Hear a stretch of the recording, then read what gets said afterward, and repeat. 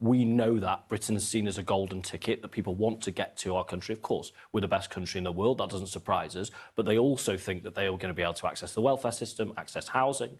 So what we're going to be doing this afternoon, the Home Secretary is going to be setting out the biggest changes to the asylum system in modern times that are going to reduce those reasons for people to come here illegally. They're going to make it easier for us to remove people who have no legitimate right to be here, including foreign criminals, and are going to allow us to establish safe and legal routes so that people don't have to come across Europe, don't have to come across the Channel. And this is going to be a really significant package designed at changing that exact challenge that you talk about.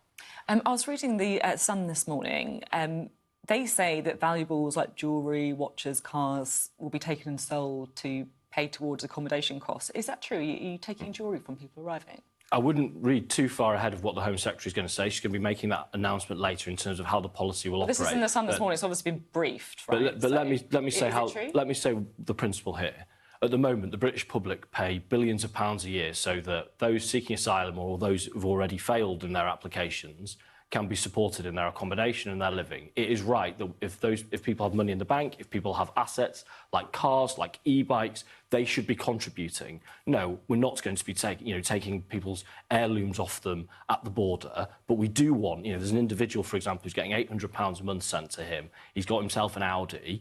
People have cars, people have e-bikes. If those are assets, they should contribute to the cost of their living. So are you taking jewellery off then? If it's, I'm not talking about wedding rings, but if someone's got like a nice ring or a nice necklace, are you going to take that off them? That I do want to stress that people should wait for the Home Secretary to fully detail the policy.